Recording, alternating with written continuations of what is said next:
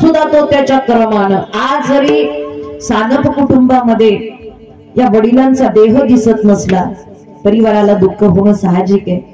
असं म्हणतात जग जावं पण लेकरांपासून आईबाप कधी जाऊ नयेत. काय अरे जग गेलं तरी हरकत नाही पण आईबाप कधी जाऊ नये. कारण जेवढी ताकद, जेवढं प्रेम आणि जेवढं मातृत्व त्या आई वडिलांच्या अंतःकरणात आहे ते अख्खं जगात नाही. लक्षात ठेवा. आज वडील दिसत नाही, या गोष्टीचं दुःखही सानप कुटुंबाला.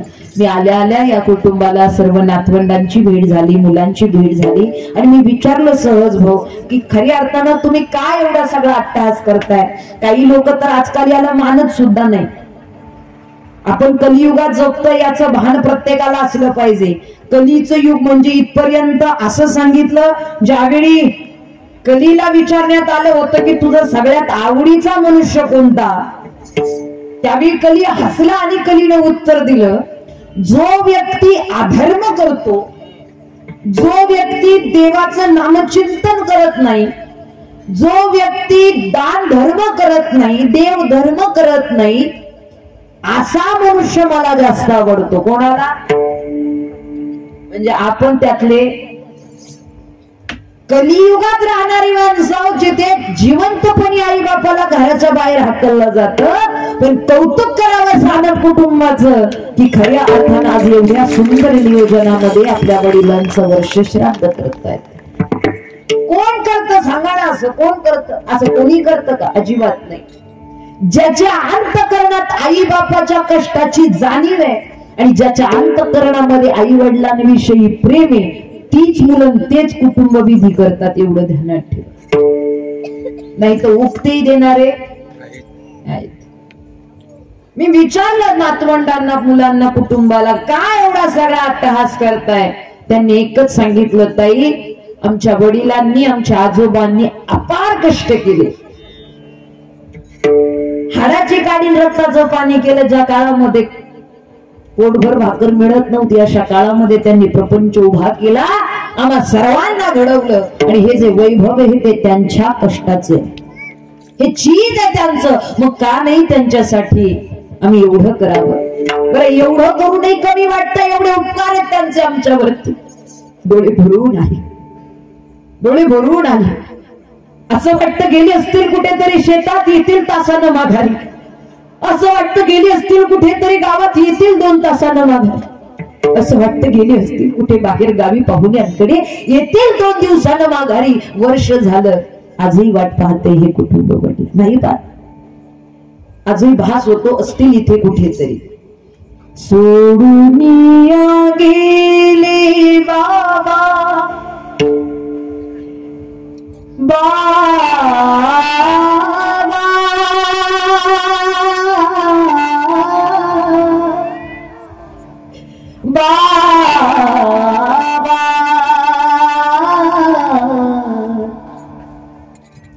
सोडून गेले बाबा आम्हाले कराना.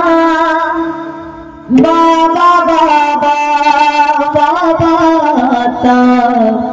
म्हणू मी कुणाला. अरे जगात सगळी नाती माणसाला पुन्हा दिसतात. हो काका काकी मामा नानी सगळी दिसतात. पण आपुलकीनं, प्रेमानं, कष्टानं, मायेनं आपल्यावरती हात फिरवणारा तो बापाचा हात मात्र पुन्हा प्राप्त नाही. बाबा तुम्ही आमच्यासाठी कष्ट केले फार, बाबा तुम्ही आमच्यासाठी कष्ट केले फार.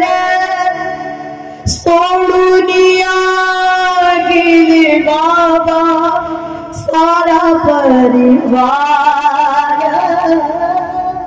सोडून गेले बाबा सारा परिवार. सोडून गेले बाबा आम्हाले कराना.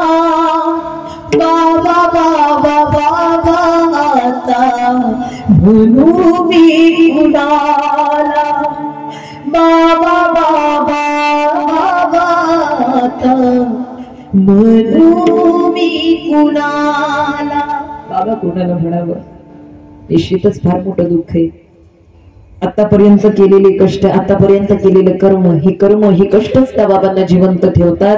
मी सानप कुटुंबातील सर्व सदस्यांना विनंती करेल, दादा ताई असं कधीच वाटून घेऊ नका की आमचे बाबा आमच्यामध्ये नाहीयेत. असं कधीच जगाला सांगू नका की आमचे बाबा आमच्यात नाहीयेत. जेव्हा कधी तुम्हाला वाटेल आमचे बाबा दिसत नाही, भाऊ दिसत नाही, तेव्हा स्वतःला एकदा आरशाच्या पुढे उभे करा. निश्चित आपल्यामध्ये त्यांची जाणीव आपल्याला झाल्याशिवाय राहणार नाही. एवढी ताकद त्यांच्या कर्माची आणि कष्टाची आपल्यामध्ये. जोपर्यंत आपण आहोत तोपर्यंत आपले आईबाप जिवंत राहतात, लक्षात ठेवा. निश्चितच बाप करी जोडी लेकुराचे ओढी, आपुली कुलवंटी वाळवून. खऱ्या अर्थानं आयुष्यभर हाडाची काढी रक्ताचं पाणी करतो आपण, विश्लेषण पाहतोच. परंतु निश्चित आज एवढ्या सुंदर नियोजनात, एवढ्या मोठ्या आयोजनामध्ये, नियोजनामध्ये या ठिकाणी हे सानप कुटुंब वडिलांचं वर्ष श्राद्ध करण्याचा हा या ठिकाणी सोहळाच त्यांनी मला वाटतं उभा केलेला आहे. खरंच एकदा जोरदार टाळी वाजवा सानप कुटुंबासाठी. निश्चितच अधिकच बोलणार नाही. अनेकदा सर्वांचं कॉन्टॅक्ट झालं, सानप कुटुंबाचं कॉन्टॅक्ट झालं, साईनाथ दादांचं कॉन्टॅक्ट झालं, इथपर्यंत येण्याचा योग आला. उपस्थितांच्या चरणी नतमस्तक होते. आज या सानप कुटुंबानं वडिलांमध्ये देव पाहिला. आहेत जुनी जाणतीमान समाजापुढे बसलेली. दुष्काळाचा काळ होता, ज्या काळामध्ये पोटाला भाकर मिळत नव्हती, पायाला चप्पल मिळत नव्हती. आज 4-4 चपलांचे जोड आहेत, काहीच वाटत नाही आपल्याला. कपाट भरून कपडे, दार उघडलं कपाटाचं तर कपड्यांचा ढीग अंगावरती पडतो, एवढी कपडे माणसाला. पण विचारा त्या जुन्या जाणत्या माणसांना, अरे त्या आई बापाला विचारा, जे 2-2 लुगड्याचं एक लुगडं करायचं आणि ते 2-2 वर्ष वापरायचं, खरंय का? आज किंमत नाही कळत त्याची. अरे पोटाला पोटभर भाकर मिळत नव्हती, चतकुर भाकर आली तर त्या चतकुर भाकरीला कधी चटणी मिळत नव्हती. मिळाली चटणी, त्या चटणीला तेल नव्हतं, कधी मीठ नव्हतं. पाण्यासोबत कोरडी भाकरी खाल्लेली सुद्धा माणसं इथं उपस्थित आहे. हाडाची काढीन रक्ताचं पाणी केलं बापानं, का नाही त्याच्या उपकारांचं महत्व सांगावं. अनेक वेळा तरुणांना राग येतो, अहो काय त्यांचं महत्व सांगत बसता. एक जण म्हणला, काय त्या आई बापाचं महत्व सांगता, म्हातारे झालेत ते एका जाग्यावरती बसलेले असतात आणि कुठे पैसे कमावून आणतात. म्हटले ए दादा, अरे वाळलेलं झाड जरी फळ देत नसलं तरी मोडेपर्यंत सावली मात्र नक्की देतं. म्हातारे झालेले आईबाप जरी तुझ्यासाठी पैसे आणू शकत नसले तरी मरेपर्यंत तुला सुखाचा आशीर्वाद मात्र नक्की देतील. त्यांची सेवा कर. एज्युकेशन वाढलं, लाईफस्टाईल चेंज झाली, आधुनिकता आली म्हणून म्हातारे आई बापांचा तिरस्कार नाही करायचा. अर्धी भाकर ताटात कमी द्या, पण जगासमोर त्या म्हातारे आई बापांचा अपमान कधी करत जाऊ नका, विनंती आहे माझी. ते तोंडावर म्हणतो, काय केलं तुम्ही माझ्यासाठी? अहो तुम्ही गप्प बसा, आता तुमचं सांगत बसू नका, ऐका त्यांचं. हाडाची काढीन रक्ताचं पाणी गेलंय, बाप आहे तो, काय जीवन जगलंय त्या बापानं, कदाचित याची जाणीव प्रत्येकाला पाहिजे. बाप कष्टाचा गावाडी ऊस मळ्यात तुडतोया, भाकर पोळा ठेवूनी कांड ऊसात चाखतोया.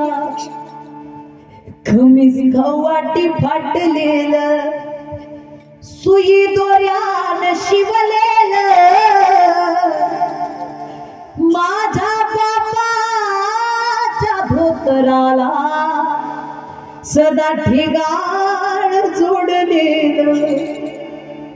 आली जत्रा गावाची, बाप बाजारला जायाचा,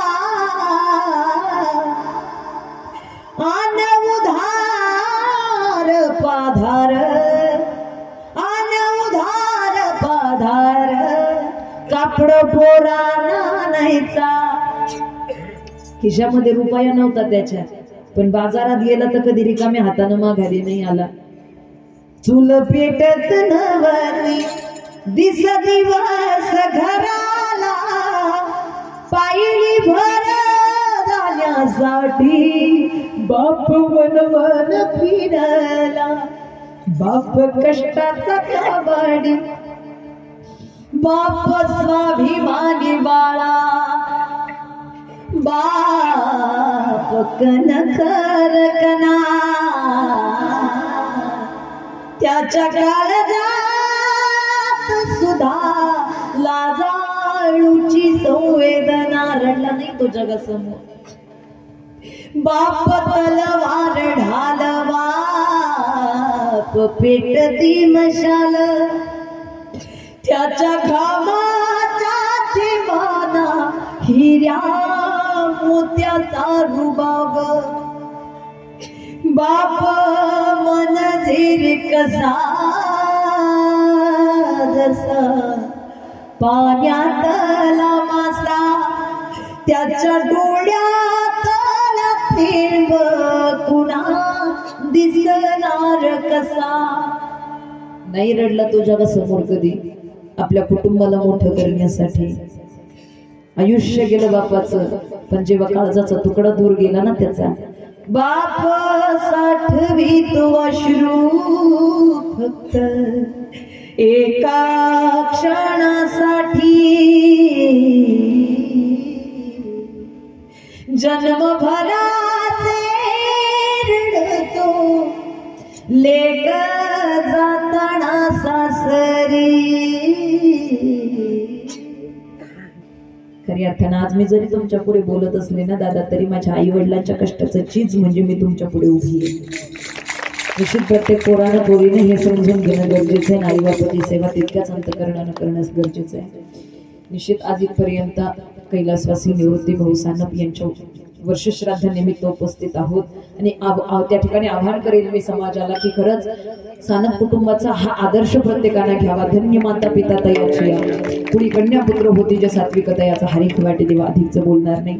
निश्चित नामस्मरण हे सगळ्यात सोपं साधन आहे आपल्या जन्माच्या उद्धार करण्याचं. कीर्तन हे मनोरंजन नाही, हे सुद्धा साधन आहे आत्मउद्धाराचं. त्यामुळे निश्चित याचं आपण चांगल्या प्रकारे आपण त्याच्याकडे पाहून खरी अर्थानं आपल्या अंतकरणामध्ये ती भक्ती सामावली पाहिजे. हातानं टाळी मुखानं देवाचं भजन करता आलं पाहिजे.